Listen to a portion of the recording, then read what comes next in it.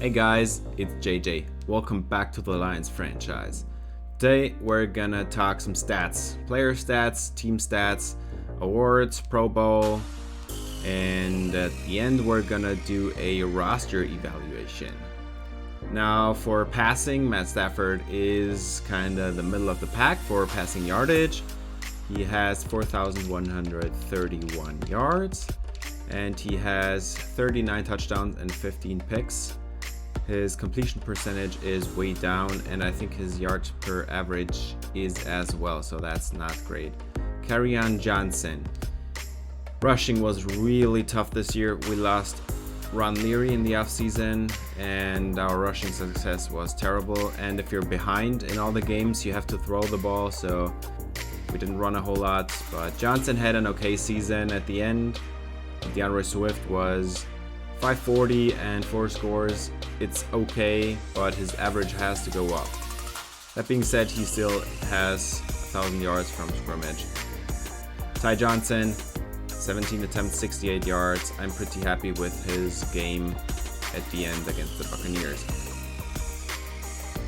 Arcega-Whiteside, 1,223 yards and 19 scores, which is good enough for 4th in receiving yardage. And he missed 2 games, so he would have probably been at around 1,400 yards. TJ Hockenson had a good season, was hurt in the middle. 647 for 4 scores, and that is pretty good. DeAndre Swift, 604 yards and 3 touchdowns. And of those 604 yards, 603 were after catch. Now this number is, of course, inflated by all the screens I threw to him. I force-fed the ball a lot to Swift, but yeah. Matthew Ford, undrafted slot receiver. He had a pretty good season. Some really important third down catches in there. I'm really happy with his performance. 514 and only 1 score. Kenny Golladay, big disappointment. He had more than just a couple of drops. He didn't even crack 500 yards and he was not hurt the entire season. He had 5 scores because that's what he is actually good at, but if you compare those to the 19 of Arcega-Whiteside, that is pretty disappointing. Hunter Bryant had an excellent season. He was the backup, but when Hockenson got hurt, he started a few games and he had 423 and 4 scores. John Ross was a big disappointment. 115 yards, he had more than just a couple of drops.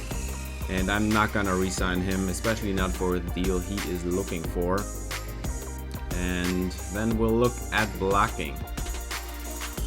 Frank Ragnow did not allow a single sack, and as did John Wise. But Clyde Farr allowed 10 sacks, and that is pretty good actually. If you look at all the edge rushers he played against, 10 sacks is more than fine, I think, for a rookie tackle, and he is getting better next season, hopefully.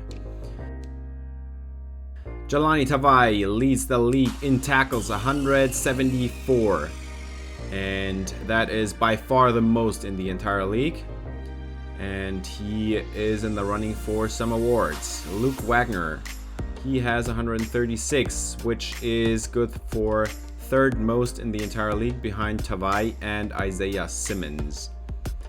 And the 3rd best tackler is Tracy Walker. I mean, he's not the 3rd best, but he has 87 tackles for a strong safety. That is pretty good. Now our tackling situation is not good entirely, and I need to get some run stoppers in there. We had a lot of broken tackles by opposing offenses, so we need to work on that, and I'm gonna draft a linebacker hopefully this year. Jahlani Tavai, 9 TFLs, it's okay. Trey Flowers, 8 TFLs. Terrence Rodriguez had 6 TFLs, so that is not enough. We need to get some more, especially by our linebackers.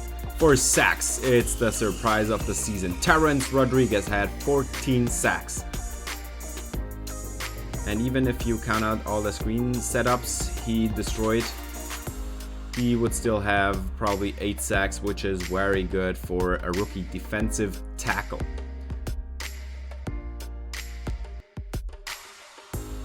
Trey Flowers had a disappointing season. I'm paying him $20 million a year, and he only put up 8.5 sacks. That is not good.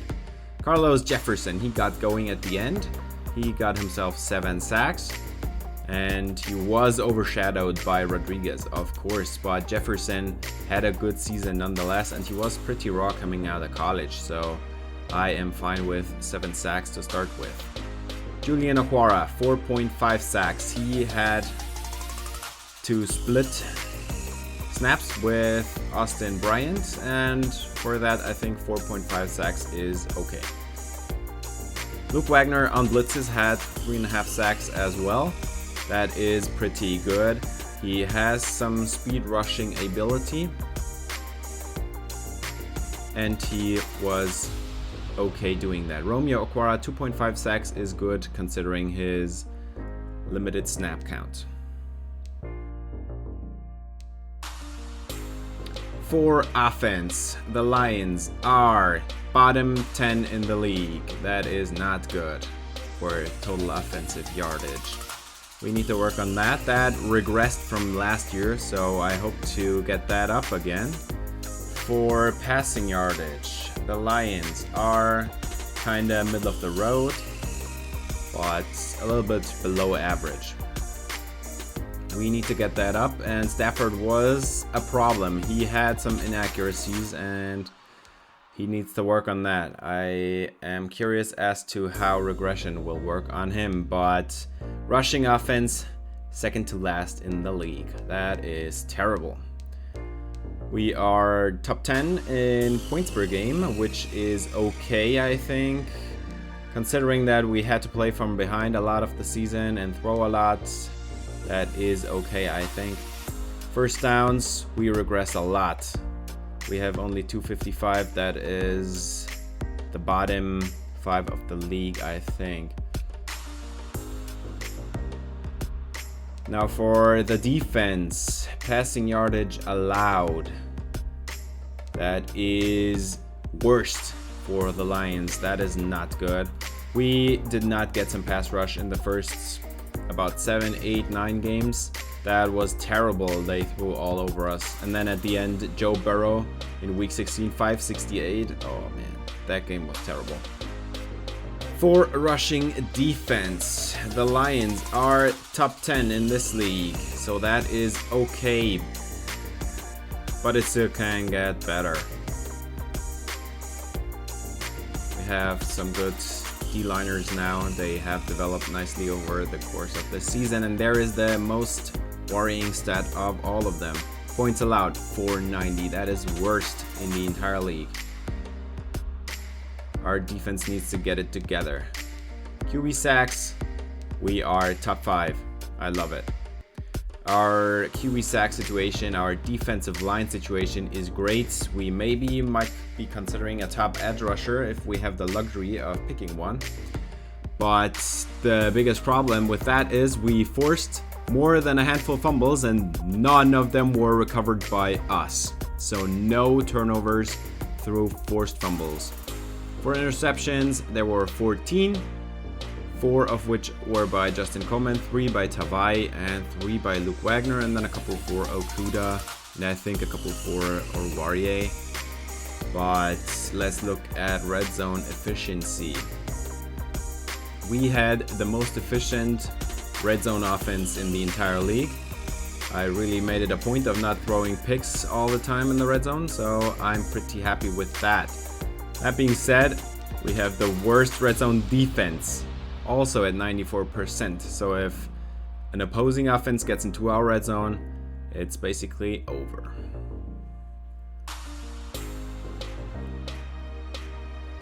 For turnover differential, we still are last, but we are improved compared to last year. We need to get some fumbles recovered, and then we'll be in middle of the road. We threw some terrible picks this season. We are bottom 5 in interceptions in the league. That is not great. I hope we can improve that next year, but Stafford needs to get it together. Fumbles lost. We lost the most fumbles in the league, and it wasn't even close. We lost 8 fumbles. That is 1 every 2 games. And Stafford was a part of that as well, but as was Matthew Fort. He had some lost footballs as well. For defensive interceptions, we already looked that up. That is top 10 for the Lions. I believe tied for 5th.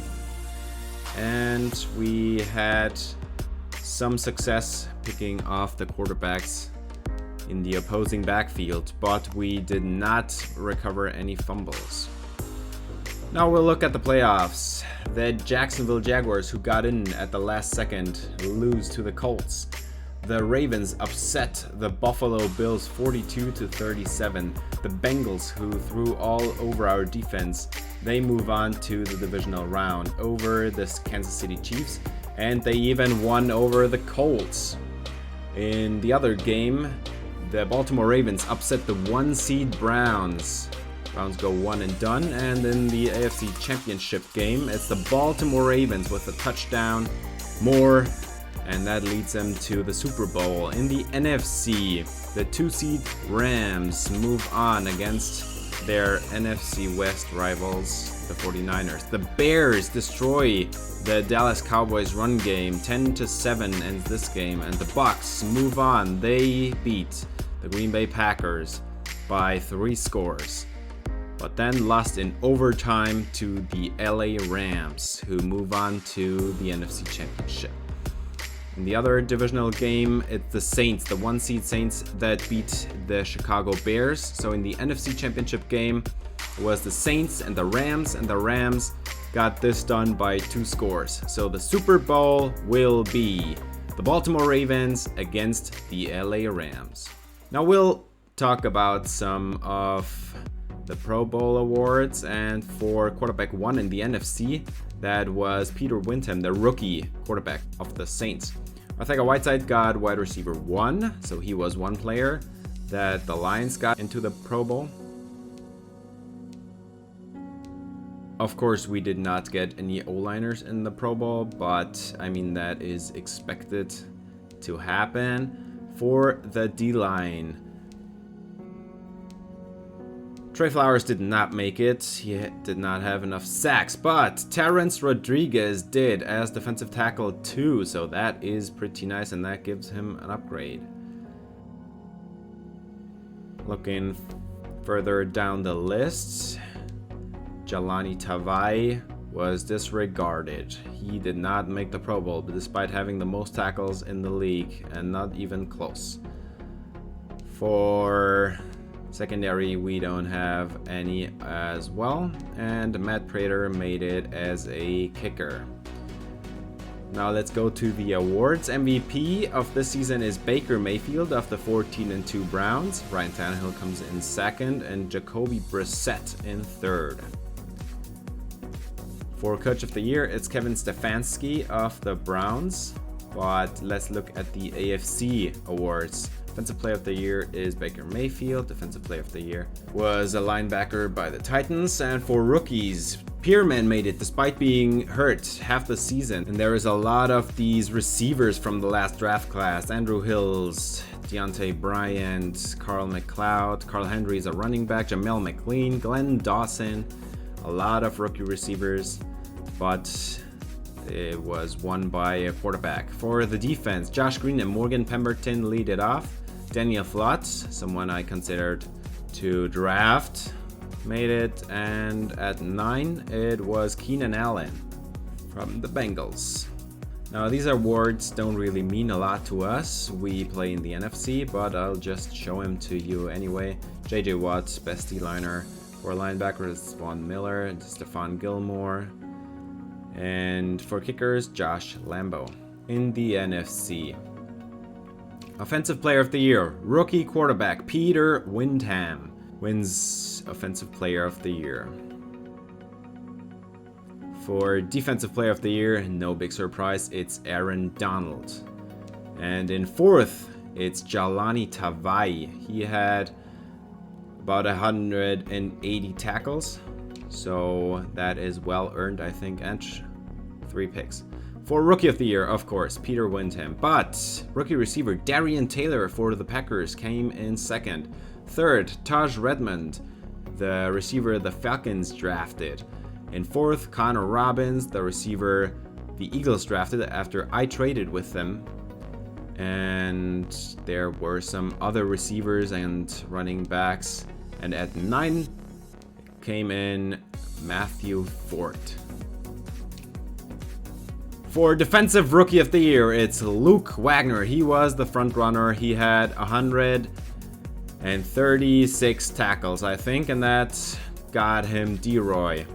Second, Terrence Rodriguez with 14 sacks, well earned.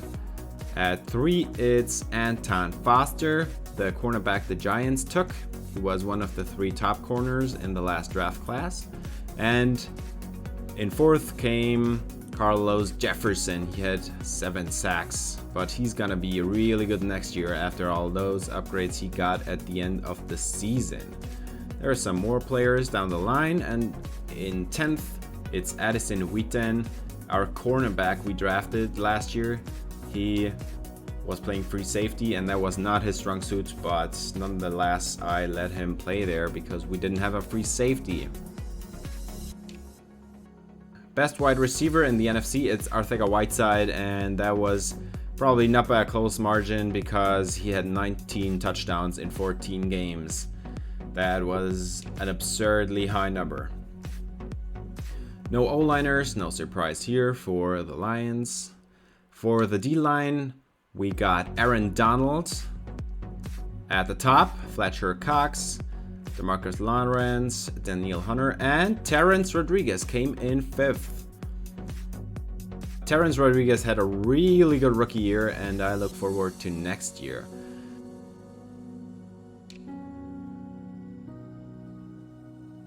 For linebackers, no surprise, Isaiah Simmons. He had more than just a couple picks, and Jelani Tavai came in 4th. That is a good result, I think. For DBs, we did not have anyone particularly close, but down the list at 7, it's Justin Coleman. And for best kicker, it's Matt Prater because he's knocking through 60-yarders, and that title is well earned. Arcega-Whiteside has been stellar his 2 seasons here in Detroit.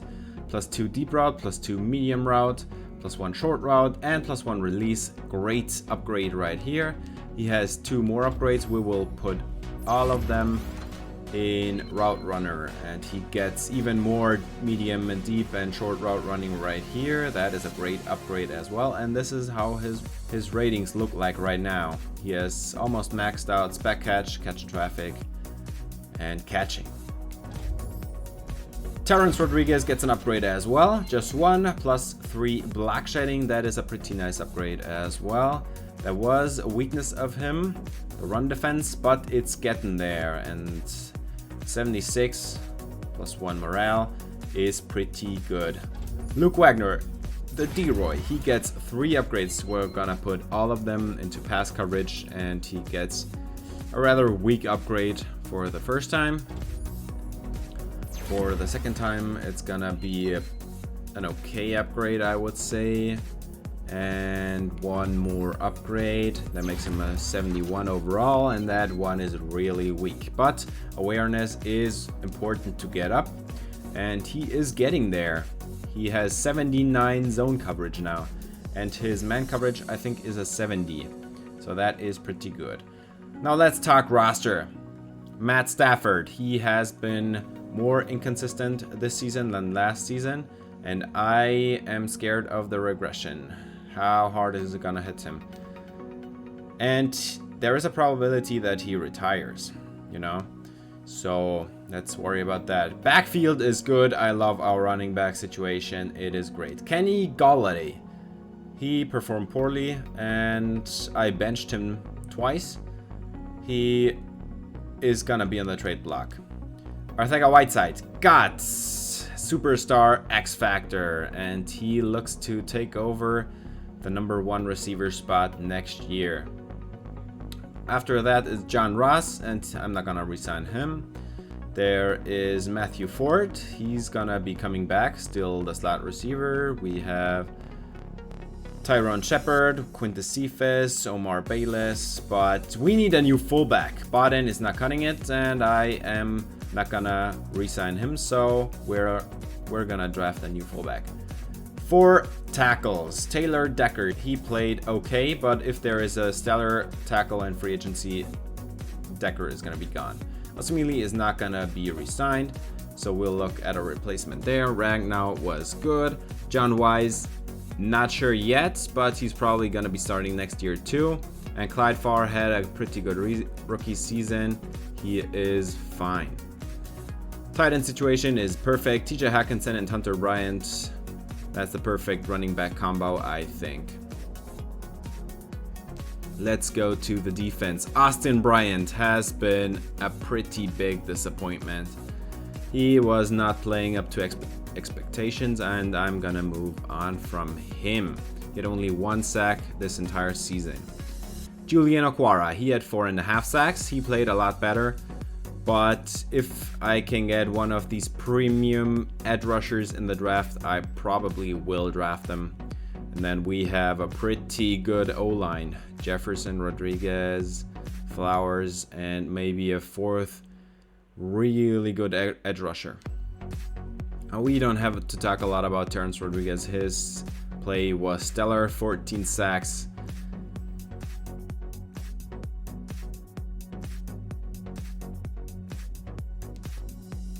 Our other defensive tackle spot is Carlos Jefferson, and he's gonna be a lot better next year. I upgraded him a lot, and now his ratings are a lot better. Trey Flowers has been disappointing, but he has a $20 million contract per season, so I don't think I'm gonna get rid of him. For corners, I think our situation looks good. Justin Coleman and Jeff Okuda are a nice pair of corners. Or Warrior is good, and Wheaton played the last game at corner, and I think he played pretty well there as well. Nick Nelson and Tony Brown only backups, but really nice contributions on special teams. If there is, however, a possibility for me to draft Josh McClain, that's stellar number 1 corner in the draft, I would consider it. We need a free safety, and badly. That is our biggest need of this offseason, and I'm gonna get a safety. The draft looks promising. There are 5 first-round value safeties in this class. I'm gonna wait for the combine, but yeah. We need a linebacker as well, and the draft looks good. The draft looks more than good on linebacker, but only run stoppers. Jalani Tavai got an upgrade as well. He got to star dev, but he is going to be 26, so he is not going to be developing a whole lot. Contrary to Luke Wagner, who is pretty good right now. He has 72 overall and really good coverage ratings. So it's basically like I drafted in the upcoming draft. I drafted a first round value 22-year-old linebacker. But yeah, that is a pretty good prospect, and we're gonna get another linebacker in here as well. For safeties, I think Tracy Walker is fine as strong safety. Will Harris is fine as a backup safety, strong safety or free safety. A backup slot corner and a backup sub linebacker. He is fine for all of that, and I love his role. He did not get to play a whole lot. We did not have a lot of injuries this season. Now, with that being said, that's gonna do it for this episode. Thanks for watching. If you enjoyed, please leave a like and subscribe for more Lions franchise. See you in the next episode. Until then, spread some love.